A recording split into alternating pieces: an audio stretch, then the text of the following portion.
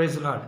இன்றைக்கி நாம் என்ன பார்க்கலான்னா, வாக்குத்தத்தங்கள் நம்ம வாழ்க்கையில் எப்படியெல்லாம் நிறைவேறுகிறது, எப்போ நிறைவேறும் அப்படிங்கிறத குறித்து பார்ப்போம். அதுக்கு நாம் இன்றைக்கி எந்த வசனத்தை எடுத்துக்கலாம்னா, சங்கீதம் 16ஆம் அதிகாரம் 8ஆம் வசனத்தை எடுத்துப்போம்.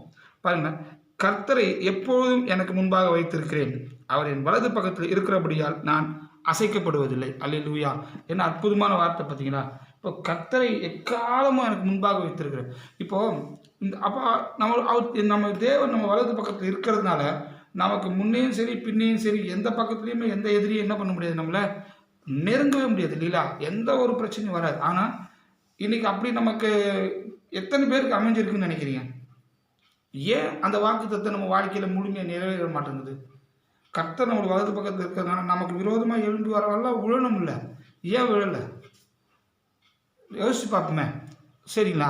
இப்போது கர்த்தரை நான் எனக்கு முன்பாக, அப்போது நமக்கு முன்பாக யார் இருக்கிறார் அந்த பயம் நமக்குள்ளே இருக்கணும். இப்போ கர்த்தர் எனக்கு முன்பாக, இப்போது அப்பாவுக்கு பயப்படுறவங்க, அப்பாவை மதிக்கிறவங்க, அப்பாவை ரொம்ப நேசிக்கிறவங்க, அப்படிப்பட்ட ஒருத்தவங்களுக்கு முன்னாடி அவங்க அப்பா நிற்கிறாருன்னா அவங்களோட நடவடிக்கை எப்படி இருக்கும் யோசிச்சு பாருங்களேன்.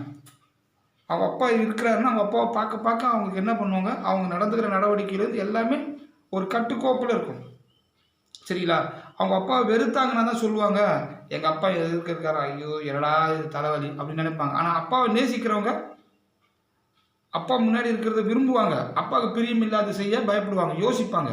அப்போ நாம் இப்போ இந்த வசனம் என்ன சொல்லுது, எனக்கு முன்பாக நீர் இருக்கிறீர் இல்லைங்களா? இருக்கிறார் தேவன் நமக்கு முன்பாக இருக்கிறார். அப்போ நமக்கு முன்பாக இருக்கிற தேவனும் நாம் ஒவ்வொரு நிமிஷமும் ஒவ்வொரு செகண்டை என்ன பண்ணணும், அது என்ன நமக்குள்ளே இருக்கணும். நம்மளை காண்கிற தேவன் நமக்கு முன்பாக இருக்கிறார், நம்மளை அரவணைக்கிற தேவன் நமக்கு முன்பாக இருக்கிறார், நம்மளை போஷிக்கிற தேவன் நமக்கு முன்பாக இருக்கிறாருங்கிற அந்த பயம் நமக்குள்ள எப்பவுமே இருந்தால், என்னை பார்த்துக்கிட்டே இருக்காருங்கிறது அந்த நினைப்பு நமக்குள்ளே இருக்கணும்.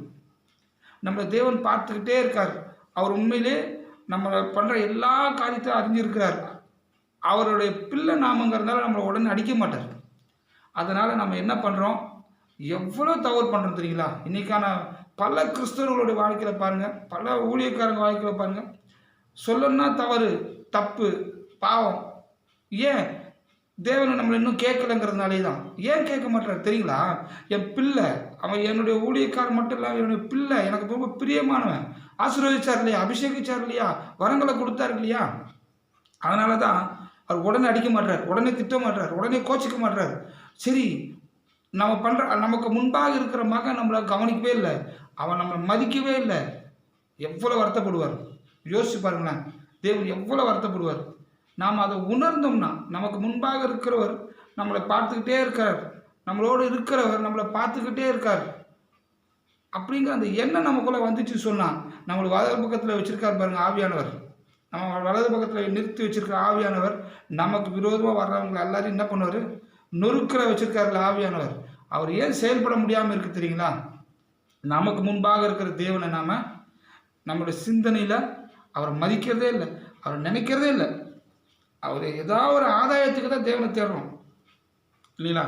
எனக்கு இது கிடைக்கணும், இது வேணும், இல்லைன்னா தேவனோட வார்த்தையை சொல்லி மாம்ச ஆதாயம் தேடுறதுக்கு இப்படி ஏதாவது ஒரு விதத்தில் தான் நம்ம தேவனை தேடுறோமே தவிர, இருதயத்தின் ஆழத்திலிருந்து என்னை மீட்ட என் தேவன் என்னை பரலோகம் கொண்டு போய் சேர்க்கணும், அதுக்கு அவர் என் முன்னாடி இருந்து அதுக்குன்னா அவருக்கு பிரியமான மாதிரி நடக்கணுங்கிற அந்த தேவ பயத்தோடு நம்ம எங்கன்னா வாழ்கிறோமா யோசிச்சு பாருங்களேன். அப்படி நம்ம வாழ ஆரம்பித்தோம்னா, தயவுசெய்து வாழணும் சரிங்களா? வாழ முடியும், கண்டிப்பாக முடியும் சரிங்களா? அப்படி நமக்கு முன்பாக இருக்கிற தேவனை அவர் நம்மளை பார்க்குறாங்கிற நம்பிக்கை, தேவன் இருக்கிறார் இல்லைங்களா? நம்ம அதை எப்போதான் யோசிப்போம், நமக்கு ஒரு பிரச்சனை வரும்போது, நமக்கு ஒரு தேவை வரும்போது, இல்லை நம்ம யாருக்காச்சும் சொல்லும்போது தான் தேவன் இருக்கிறாருங்கிறத சொல்லுவோம். மற்ற நேரத்துலலாம் தேவன் நம்ம முன்னாடி இருக்கிற வண்டியில் போயிட்டு இருப்போம் இல்லைங்களா, வீட்டில் வேறு ஏதாவது வேலை செஞ்சுட்டு இருப்போம். அந்த நேரத்தில் தேவனை நினைக்கிறோமா, எனக்கு முன்பாக இருக்கிற தேவன் என்னை பார்த்துட்டு இருக்காருன்னு சொல்லி நினைக்கிறோமா? அப்படி நினச்சோம்னா பல தவறுகள், பல முணுமுணுப்புகள், பல கெட்ட எண்ணங்கள், பல என்ன சொல்லுது மறைவாக நடக்கிற எல்லா அக்கிரமான காரியங்கள், எவ்வளோ விஷயங்கள் ஒழிஞ்சு போவோம் இல்லையா? ஏன்னா அந்த நேரத்தில் நம்ம தேவனை நினைக்கிறது இல்லை.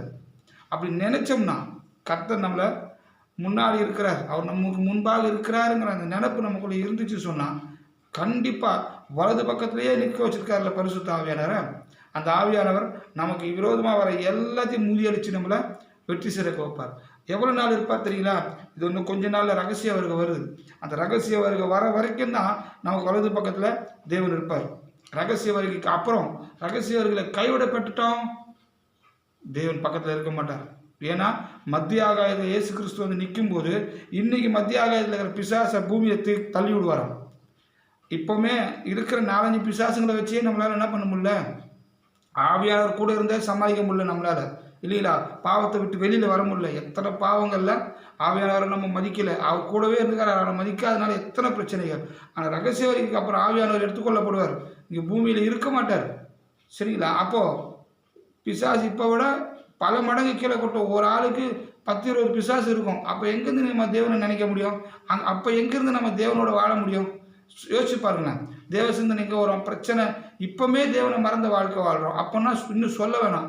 அதனால் ரகசிய வருகைக்கு அப்புறமா நான் உபத்திரவ காலத்தில் தாங்கி இருந்து இயேசு கிறிஸ்துவ அதெல்லாம் ரொம்ப லேசான காரியம் இல்லை. இவ்வளோ இன்னைக்கு இருக்கிற இந்த அற்புதமான ஒரு வாய்ப்பு கிடைக்கும்போது, ஆவியானவர் இருக்கும்போதே பிரச்சனைகள் பாதியாக கால்வாசி கூட இல்லை. இப்போமே நம்மளால் சமாளிக்க முடியல.